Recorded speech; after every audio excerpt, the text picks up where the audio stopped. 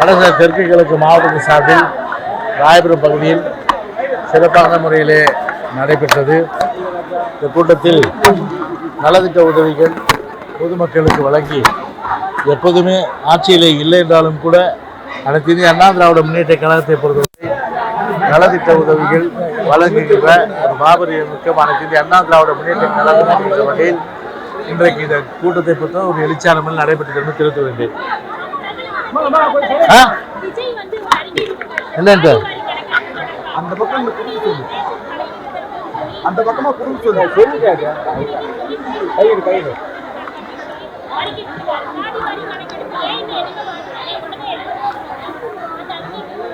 இல்ல இப்போ எங்களுடைய ஆட்சியிலேயே ஜாதி வாரி கணக்கெடுப்பு நடத்த வேண்டும் என்றுதான் ஒரு குழுவே போட்டோம்.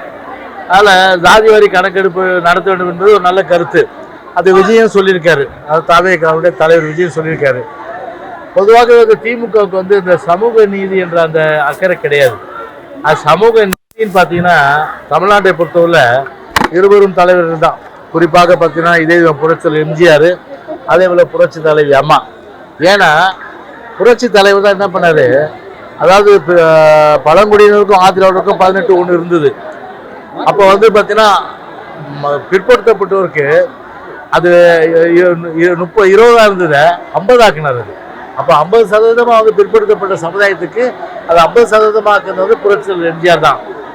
அதை தான் கருணாநிதி என்ன பண்ணாரு, 50 வந்து 30-20 ஆக்கினாரு. அதாவது 20 வந்து எம்பிசிக்கும் பிசிக்கு வந்து 30ன்ற மாதிரி அதை பிரிச்சாரு. ஆனா அவர் வந்து அதிகப்படுத்துற. அப்போ ஒரு சமூக நீதின்னு பார்த்தா தலைவர்.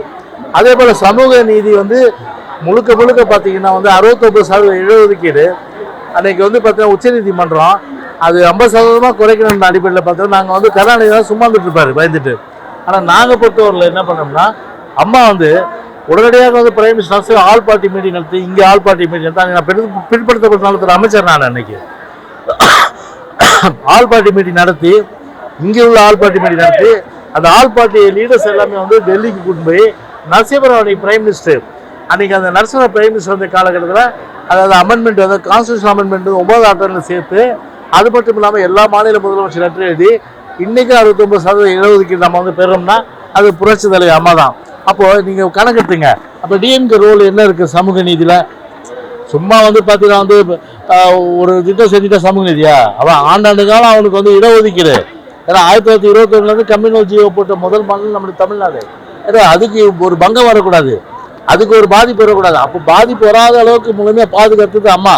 இதுதான் வந்து அரசியலமைப்பு சட்டத்தை 9வது திருத்தி 9வது திருத்தி இன்னைக்கும் பார்த்தீங்கன்னா 18-1-30-20 அந்த வகையில் 69% இடஒதுக்கீடு நம்ம அனுபவிக்கிறோம்னா அதுக்கு அம்மா தான் காரணம்.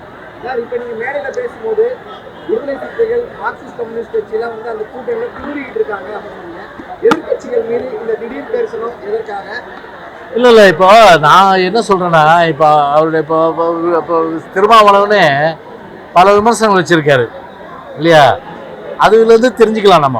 அதாவது பார்த்தீங்கன்னா இப்போ வந்து அவருடைய கட்சி கொடி ஏற்ற முடியல, வேங்கவயலுக்கு வந்து விடுதலை சிறுத்தைகள் போக முடியல, அதே போல் வேங்கவயலில் லாக் அவுட் பண்ணிட்டாங்க. நம்ம பாருங்கள் இப்போ திருச்சியில் கூட வார்டு நம்பர் 20 ஒரு இப்போ காந்தி நகர்னு சொல்லிட்டு மகாத்மா காந்தி பேரில் இருக்கிற அந்த நகரை அந்த வார்டுலேயே வந்து பார்த்திங்கன்னா வந்து மலத்தை வந்து கொட்டிட்டு போயிட்டாங்க அந்த மாதிரி. அப்போது என்னன்னா ஒரு அரசாங்கம் வந்து ஆரம்பத்திலேயே இப்போ வேங்கவயல் விஷயத்தில் விழிப்பாக இருந்து அதை அன்றைக்கே வந்து முழுமையாக நடவடிக்கை எடுத்து சட்டத்தில் நிறுத்தி தண்டனை வாங்கி கொடுத்தா அடுத்தடுத்து தவறு செய்கிற அந்த எண்ணம் வந்திருக்க வாய்ப்பு இல்லை. இப்போ என்னாச்சு, வேங்கவயல் போய் இப்போ வந்து திருச்சிலையும் அந்த நிலைமை வந்துருச்சு. அப்போ அதுக்கு யார் காரணம்? இப்போ காலமாகி கூட ஒன்றும் கண்டுபிடிக்கலன்றது தான் உலகமாக வந்து வினோதமாக இருக்கிற விஷயமா நிச்சயமாக பார்க்க முடியும்.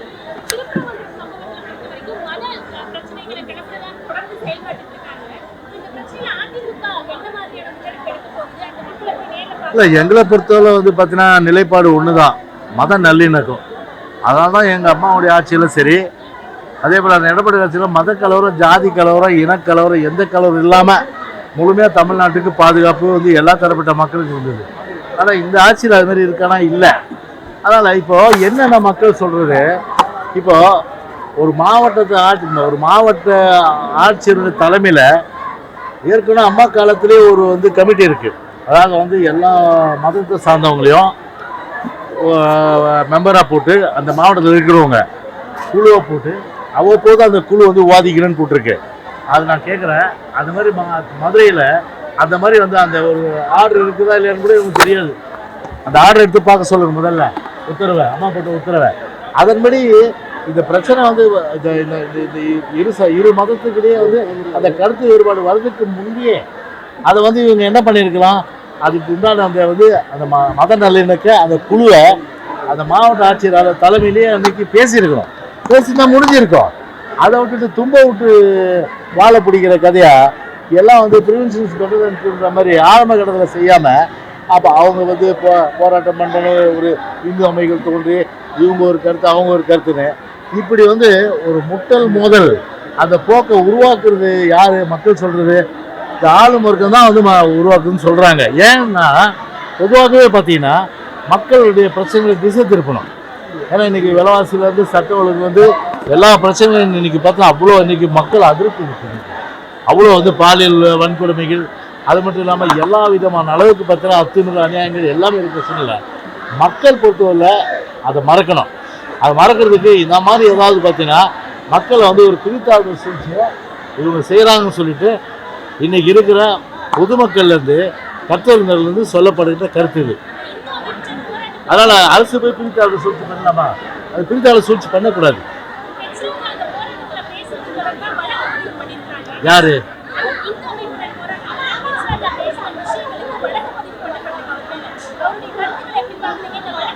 யார் மேல வழக்கு பண்ணியிருக்கேன்? அதுதான் நான் என்ன சொல்றேன்னா, இது ஆரம்பத்திலேயே மத நல்லிணக்க கூட்டம் நடத்தியிருந்தா இதெல்லாம் வந்திருக்காது இல்லையா?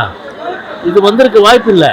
அதனால வந்து எதுவாக இருந்தாலும் சரி, எங்களுடைய நிலைப்பாடு என்றால் மதத்தின் பெயரால் எங்கள் நிலைப்பாடை பொறுத்தவரை சரி, தமிழ்நாட்டில் ஜாதி அரசியல் மத அரசியல் அது எந்த நிலையிலும் கூடாது. எனவே இரு சமூகத்திலேயே மோதல் கூடாது, இரு மதத்திலேயே மோதல் கூடாது. எல்லோரும் ஒற்றுமையாக வாழ்வதற்குரிய ஒரு சூழ்நிலையை அந்த மத நல்லிணக்கத்தின் அடிப்படையில் எடுக்க வேண்டியது அரசாங்கத்துடைய பொறுப்பு. ஆனால் தவறிச்சு அரசாங்கம். தேர்தலுக்கு ஓராண்டு காலம் மட்டுமே இருக்கு. தமிழக வெற்றி கழகம், பாஜக, நாம் தமிழ் கட்சினா தொடர்ந்து கட்சி பணிகளில் ஈடுபட்டிருக்காங்க. பிரதான எதிர்கட்சியான அதிமுகவோட செயல்பாடு மந்தமாகவும் கொஞ்சம் ஸ்லோவாக இருக்கிறதான்னு கருத்து வருது. அதை எப்படி பார்க்குறீங்க? எப்படி நம்ம தேர்தல் எதிர்கொள்றதுக்கு தயாராக? அது உங்களுடைய கருத்து, என்னோட கருத்து கிடையாது. அது உங்களுடைய கருத்து. அதனால இப்போ பாருங்க, சோர்வா இருக்காது, எழுச்சியா இருக்கா? இது மாதிரி ஒவ்வொரு மாவட்டத்திலும் கூட்டம் நடந்துருக்கு, கலா ஆய்வு குழு கூட்டம் நடந்திருக்கு, பூத்து கமிட்டி போடுறோம், ஆட்சியோட அவ்வளோ எடுத்து சொல்கிறோம். அவ்வப்போது வந்து தேர்தல் பணி ஆற்றின்னு தான் இருக்கிறோம். அப்படி இருக்கும்போது அதாவது காமாலைக்காரர்களுக்கு காண்பதெல்லாம் மஞ்சள் இருக்கிற மாதிரி அவங்க கண்ணில் கோளாறு தான் நான் என்ன பண்ண முடியும்?